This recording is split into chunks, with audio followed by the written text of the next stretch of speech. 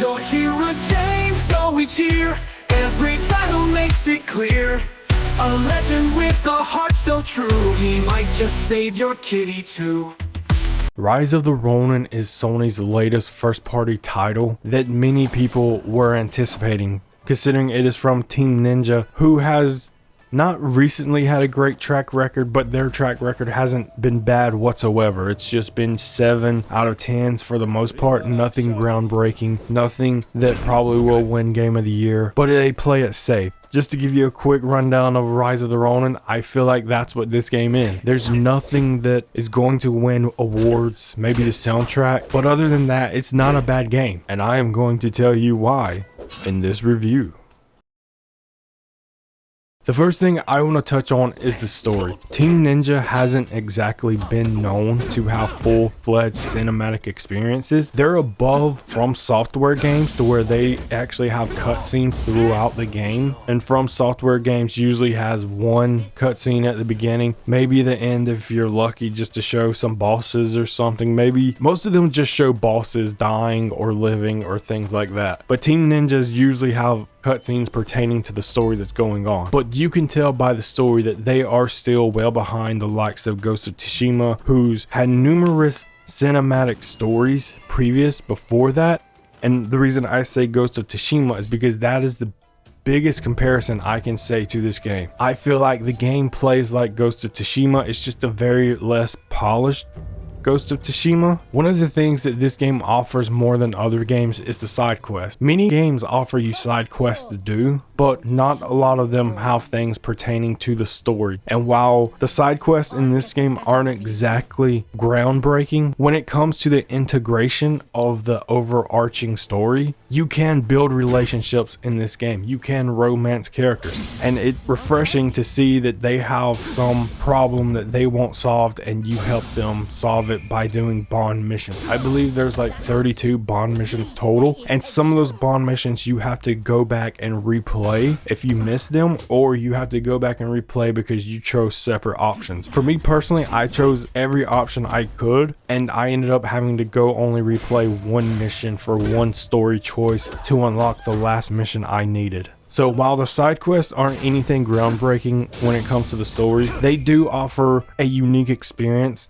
to get to know that character better, to try to understand them, and just make the open world more enjoyable with the people you are meeting. However, likewise to that, I feel like the story went on way too long. There are 3 regions total in this game, and it feels like I finished the game probably with around 80 or 90 hours. And so just roughly, we're just gonna say 90 hours. That's about 30 hours per region. And a lot of the regions do have repeating content. I like that in open world games. Open world games are usually just collectibles, you know, territory completion, territory captures. Not a lot of games have territory capture anymore, but this game does. I enjoy games like that, so it's not a critique on my part that I spend 30 hours in one region. I do feel like the game could have been cut down though, because without spoilers, at the end, when you get to the 3rd area, you then go back to the 2nd area to wrap up the main quest. Overall though, I feel like the story in this game was great at storytelling. Like, it could have been fleshed out a little bit more. I feel like it could have been shortened just by a little bit. Just not having you return to the 2nd area probably would have been enough, because usually when you're progressing through an open world game, once you leave a region, you're only returning to that region for cleanup. But in this game, you had to return to that region. But overall, I enjoyed the story. I didn't think it was anything that was groundbreaking. I didn't think it was bad by any means either. It was definitely a solid story that could have used some tweaking, but it was enjoyable enough to where it kept my attention. The next thing I want to speak about is kind of related to the story, but not really. It's the characters within the game. There are, I believe, 32 characters that you can have come on missions with you throughout the game. I don't know if all 32 of those characters have bond missions, but there are even more characters that I think you can have relationships with that aren't in story missions. Like for one I know of, I think it's the nurse.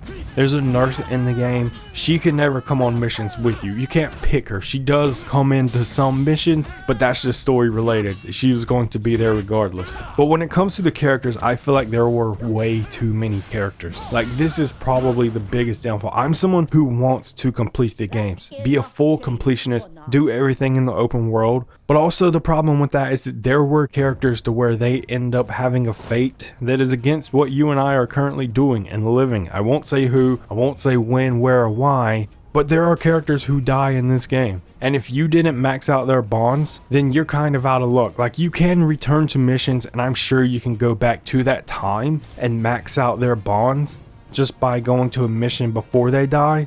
But that seems kind of counterintuitive with the whole integration of how you want to be immersed in the world. I don't want characters to die. I want them to stay alive so that way it doesn't affect my 100% completion. But that's not even the worst part. The worst part is that there are 4 levels to bonds that you can have in this game. A lot of the bonds will naturally occur because some of them have 3-step quests where you have to do one quest to do another, and then the quest leads to another. And through that you get a lot of bond experience. Some of them though you will be at level 1, maybe 2. Like there were people who I had maxed out bonds with, and I specifically had to choose. Okay, I didn't have to, but just to try to get everybody to equal playing, I would pick them specifically to take them on missions, and they still were only like bond 2 by the time the game ended. And there are 4 bond levels, and each level gives you rewards, so you really want to do the bond levels with them.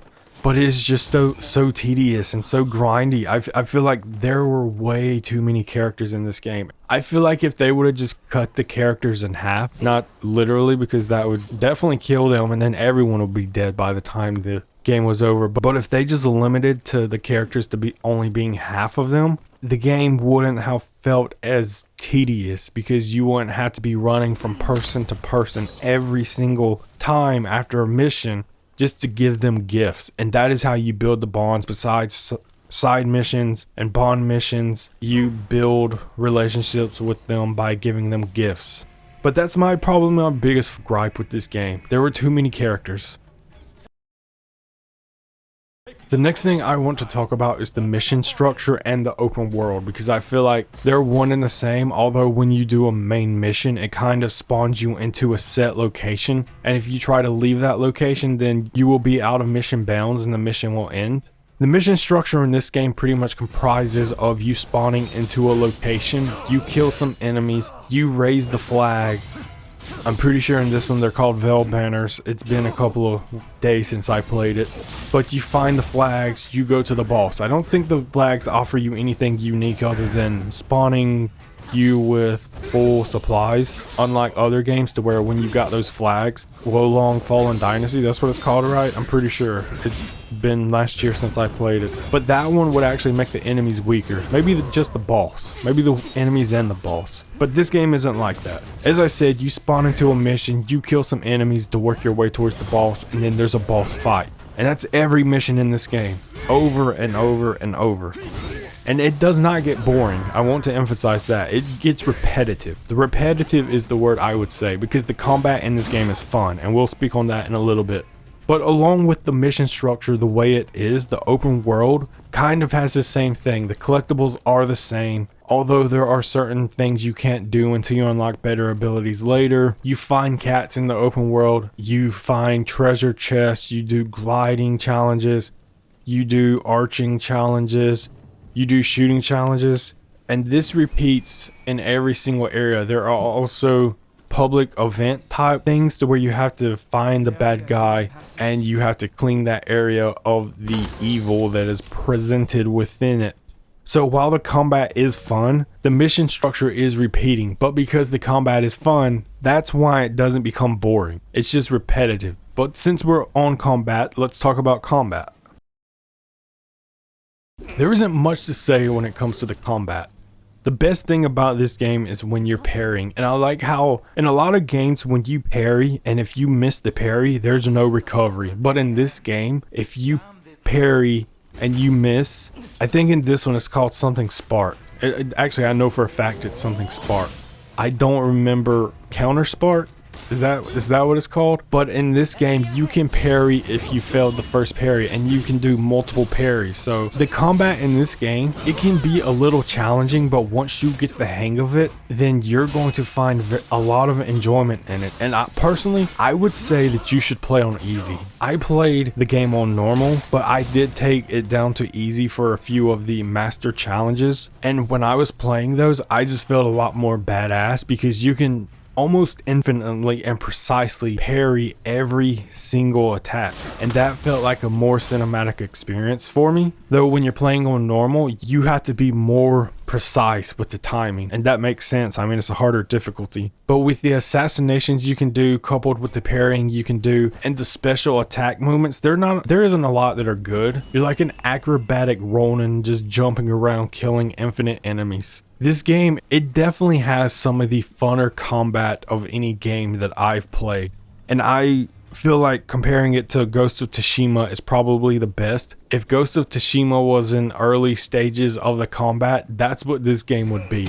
It would still be fun and you would still enjoy it, but it could be polished. And that's what I feel like encapsulates this entire game's combat system. Not to mention you can have guns, and the guns absolutely shred even the biggest of bosses. Just shoot them in the head, they get stunned, do a backstab, rinse that, repeat that, and you're going to succeed. At least on normal. I know that works on normal. I don't know about higher difficulties.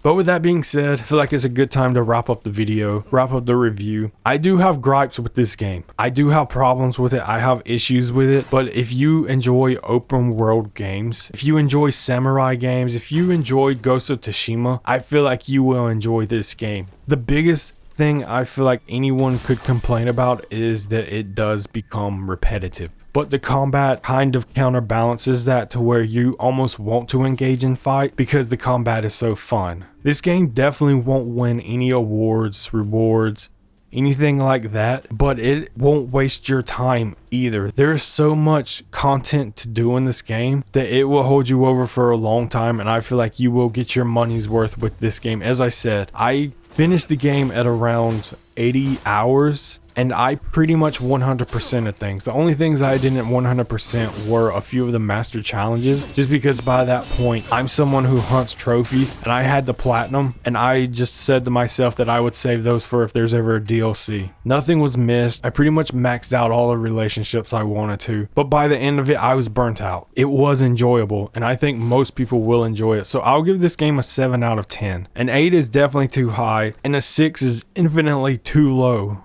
because a 6 almost implies that it's slightly above average. This game is fun, and most people will enjoy it.